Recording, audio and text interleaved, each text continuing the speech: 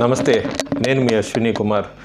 దాదాపు కర్ణాటక, తెలంగాణ, తమిళనాడు, వెస్ట్ బెంగాల్, ఆంధ్రప్రదేశ్ లోక్సభ స్థానాలకు సంబంధించి సర్వే అనేది అనాలిసిస్ ఒకటి ఇచ్చాను. ఈరోజు తూర్పు సంబంధించి ఒడిశా రాష్ట్రం గురించి నాకు అందిన గ్రౌండ్ రిపోర్ట్ వ్యూవర్స్తో షేర్ చేసుకుంటాను. ఒరిస్సా అనేది 2000 సంవత్సరం నుంచి కూడా బీజూ జనతా దళ్, సోషలిస్ట్ బీజూ జనతా దళ్ దాదాపు 2000 సంవత్సరం నుంచి నవీన్ పట్నాయక్ అక్కడ ముఖ్యమంత్రిగా ఉన్నారు. 2024 లోక్సభ ఎన్నికలతో పాటు అసెంబ్లీ ఎన్నికలు కూడా జరుగుతాయి ఆ రాష్ట్రానికి. అయితే నవీన్ పట్నాయక్ మీద మాత్రం మనకి అసెంబ్లీకి సంబంధించి కూడా ఎక్కడ లోకల్గా అంత అసమ్మతి అనేది ఏం కనబట్టలేదు. యాంటీ ఇంకంబెన్సీ ఏమి ఎన్ని సంవత్సరాలు పరిపాలించినా కూడా పట్నాయక్ మీద ఎక్కడ కూడా నవీన్ పట్నాయక్ మీద అంత అసమ్మతి రాగాలు కానీ రాష్ట్ర ప్రజల నుంచి కూడా యాంటీ ఇంకంబెన్సీ అనేది అక్కడ కనబట్టలేదు. కానీ చాలా రాష్ట్రాల్లో మనం చూస్తున్నట్టుగా అసెంబ్లీ ఎన్నికలకి ఒకరికి ఓటు వేయటం ఒక పార్టీకి, అట్లాగే లోక్సభ ఎలక్షన్లకు వచ్చినప్పుడు వేరే పార్టీకి ఓటు వేయటం ఇవన్నీ చూస్తూనే ఉన్నాము. మనకు ఒరిస్సాలో కూడా ఇదే మనకు కనబడుతోంది. ప్రస్తుతానికి 2019 కిందటి లోక్సభ ఎన్నికలకి చూసుకున్నప్పుడు ఏ పార్టీకి ఎన్ని సీట్లు అనేది మనకి 2019లో బీజేడీ మొత్తం ఒరిస్సా రాష్ట్రంలో 21 లోక్సభ స్థానాలు ఉన్నాయి.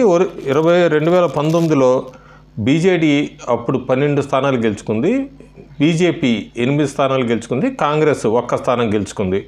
కాకపోతే ప్రస్తుతానికి 2024లో మాత్రం కొద్దిగా ఈ నెంబర్స్లో తేడా కనబడుతోంది. ఒరిస్సా ప్రజలు కూడా అసెంబ్లీకి వచ్చేటప్పటికి మళ్ళీ నవీన్ పట్నాయక్ వైపు ఉంటున్నారు. కానీ సెంట్రల్కి వచ్చినప్పుడు కొద్దిగా బీజేపీ వైపుకి స్వింగ్ అవుతున్నట్టుగా మనకి గ్రౌండ్ లెవెల్ రిపోర్ట్ తెలుస్తుంది. 2024 ఓట్ షేర్ ప్రిడిక్షన్స్ ఎట్లా ఉండబోతున్నాయంటే లోక్సభకి సంబంధించి బీజేపీకి 43% ఓట్ షేరు, అంటే 2019తో పోల్చుకుంటే 5% ఓట్ షేర్ పెరుగుతుంది ఒడిశాలో. బీజేడీకి వచ్చేటప్పటికి 42%, 1% ఓట్ షేరే తగ్గుతుంది. ఇది కూడా మనం చాలా గొప్ప విజయంగా చెప్పచ్చు. పార్టీ దాదాపు 20 సంవత్సరాలు అధికారంలో ఉండి కూడా ఒకే మనిషి ముఖ్యమంత్రిగా నవీన్ పట్నాయక్ ఫేస్ చూస్తూ కూడా ఇన్ని సంవత్సరాలు ఎక్కడా కూడా బీజేడీ మీద యాంటీ ఇంకంబెన్సీ అంతగా కనబడలేదు, వ్యతిరేకత అంత కనబడలేదు. కేవలం 1% ఓట్ షేర్ లోక్సభకి సంబంధించి కూడా వాళ్ళకి తగ్గుతోంది. కాంగ్రెస్కి వచ్చేటప్పటికి 7% ఓట్ షేరు, 2019తో చూస్తే 6% ఓట్ షేర్ తగ్గుతుంది. కాంగ్రెస్ పార్టీ మాత్రం కొద్దిగా నష్టపోయినట్టు కనబడుతుంది ఒడిశా రాష్ట్రానికి సంబంధించి. అదర్స్ ఉన్నారు చిన్న చేతి, వాళ్ళంతా కూడా 2% ఓట్ షేర్.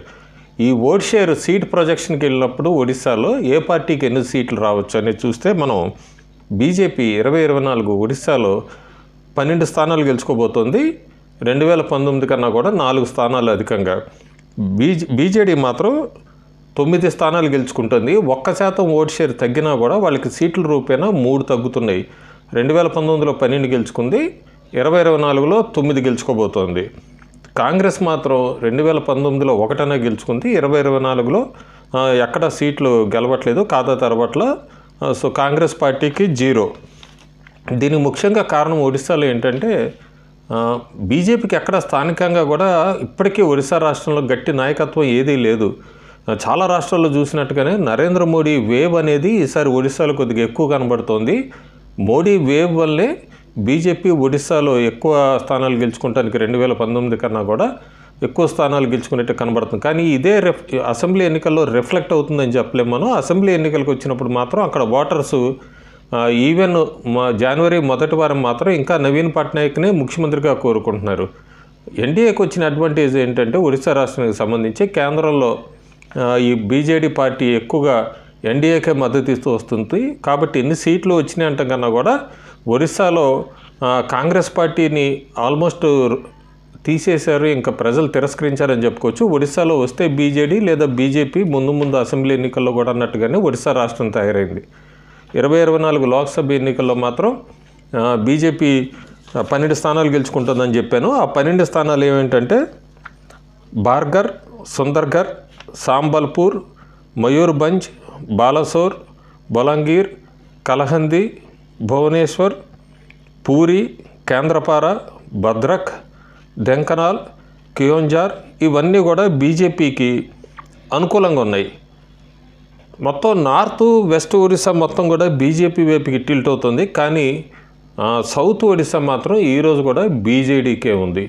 సో 2024లో మాత్రం బీజేపీ లోక్సభ ఎన్నికల్లో 2019 కన్నా కూడా కొద్దిగా అధికంగా ఒడిశా రాష్ట్రంలో సీట్లు గెలుచుకుంటుంది. Thank you.